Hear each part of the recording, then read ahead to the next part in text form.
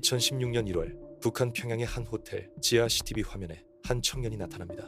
그는 조용히 걸어들어와 그곳 벽에 걸린 정치 선전물 하나에 손을 댑니다. 포스터가 뜯긴 그 순간 그의 삶은 완전히 종말로 향하기 시작합니다. 청년의 이름은 오토 프레드릭 원비어, 미국 오하이오에서 온 21세 대학생. 엘리트였고 미래가 밝았으며 친구들 앞에서 늘 유쾌한 농담을 던지던 평범한 청년이었습니다. 그가 북한에 간 이유는 졸업을 앞둔 마지막 방학에 떠난 모험 여행. 단지 남들이 가보지 못한 곳에 가보고 싶었던 것뿐이었습니다. 하지만 그 작은 호기심이 나라 전체를 뒤흔드는 거대한 외교 사건의 도화선이 되었고 그의 가족에게는 평생 지워지지 않을 악몽이 되어버립니다. 북한 당국은 원비어를 급히 체포합니다. 그는 공개 재판장에서 눈물을 흘리며 포스터를 훔쳤다고 자백합니다. 그런데 전문가들은 이 장면에서 수상한 흔적들을 발견합니다. 원비어의 표정은 공포에 완전히 굳어 있었고 문장 하나하나가 정치 선전 문구처럼 통일된 톤. 무엇보다 포스터를 떼는 CCTV 영상 자체가 석연치 않았습니다. 마치 누군가가 이대로 말하라고 강요한 듯한 느낌이었죠. 북한은 그를 반국가 범죄자로 규정하며 15년 노동교화형을 선고합니다. 포스터 하나 때문에 청년에게 15년, 모든 것이 상식밖이었고 이 재판 자체가 북한의 메시지였습니다. 미국? 감히 우리를 건드리면 이렇게 된다. 원비어가 수감된 뒤 그의 모습은 17개월 동안 완전히 사라집니다. 사진도, 영상도, 소식도 어떤 외교 채널에서도 그의 상태를 확인할 수 없었습니다. 단지 북한은 이렇게 말했습니다. 그는 잘 지내고 있다. 하지만 진실은 완전히 달랐습니다. 2017년 6월 북한은 갑자기 원비어를 미국으로 돌려보냅니다. 이유는 단 하나. 그는 깨어날 수 없는 상태다. 오토는 눈을 뜨지 못했고 말도 못했고 빛에도 반응하지 않았습니다. 그의 부모는 아들을 처음 본 순간 단 한 문장으로 상황을 설명합니다. 우리 아들은 엄청난 고통을 겪었다. 오토는 돌아온 지 6일 만에 사망합니다. 전 세계는 충격에 빠졌습니다. 어떻게 한 청년이 호텔 지하 포스터 하나로 이런 결과를 맞게 된 걸까요? 오토 원비어에게 실제로 무슨 일이 벌어졌는가? 의학 보고서, CIA 분석, 그리고 북한을 떠난 사람들의 증언 속에서 진실의 조각들을 하나씩 모아보겠습니다. 미국 신시내티 메디컬 센터 응급실. 들것 위에 누워있는 한 청년, 오토 원비어.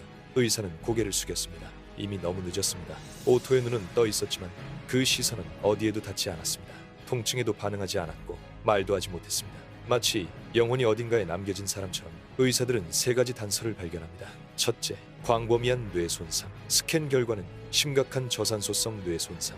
두뇌 전체가 손상돼 있었습니다. 둘째, 영양실조 흔적. 치아, 피부, 근육 상태가 정상적인 관리가 이루어진 수감자의 모습이 아니었습니다. 셋째, 고문의 흔적. 부모는 이렇게 말했습니다. 오토의 앞니가 피아노 건반처럼 줄이 맞춰져 있었다. 이 말 한마디에 미국 사회는 폭발했습니다. 언론은 고문 가능성을 제기했습니다. 북한의 설명은 황당했습니다. 오토가 보툴리누스 독소에 감염돼 혼수 상태가 되었다. 즉, 우리는 고문하지 않았다. 자연적으로 그렇게 된 것이다.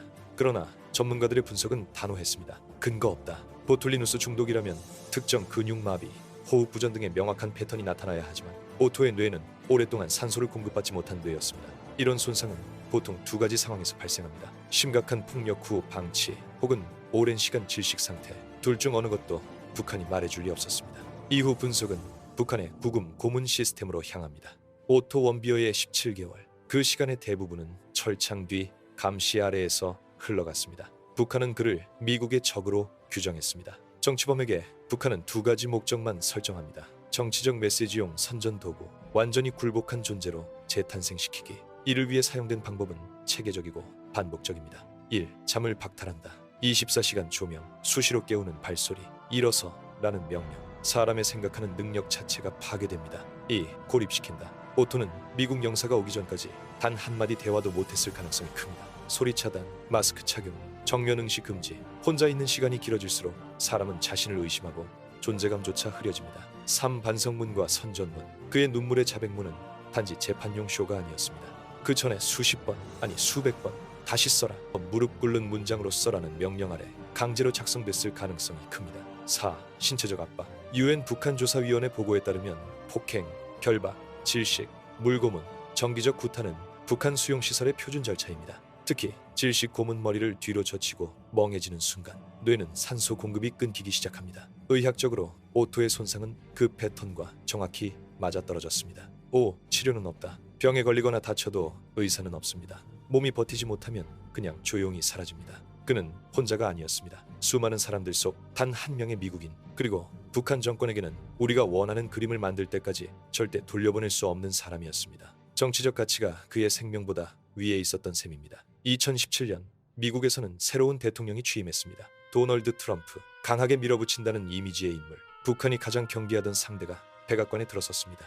오토가 숨지자 미국 사회는 폭발했습니다. 트럼프 대통령은 공식 석상에서 이렇게 선언합니다. 북한은 야만적인 정권이다. 의회는 초당적으로 대북 제재 강화안을 통과시켰고 원비어 사건은 정책 전환의 기폭제가 되었습니다. 왜 그 시점에 오토를 돌려보냈을까? 당시 북한은 핵 암 실험을 강하게 밀어붙이고 있었습니다. 미국이 강경 대응할 가능성이 커지자 북한은 인질 카드가 필요했지만 오토는 이미 사용할 수 없는 상태였습니다. 결국 무용해진 카드, 부담만 되는 카드, 그 결과가 졸속송환입니다. 미국 정보당국은 오토 사건의 주요 분석을 지금까지도 일부 비공개로 유지하고 있습니다.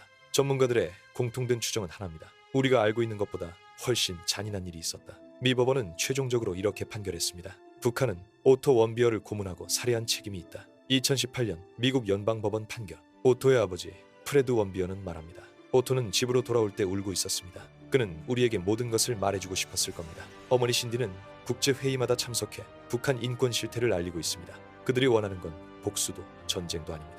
오직 하나, 진실이 묻히지 않게 해달라.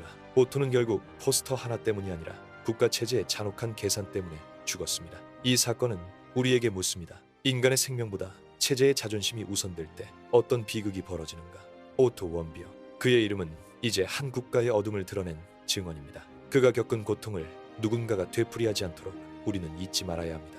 그리고 그의 부모가 계속 써내려가고 있는 정의의 기록 속에서 오토는 지금도 세상에 말을 걸고 있습니다.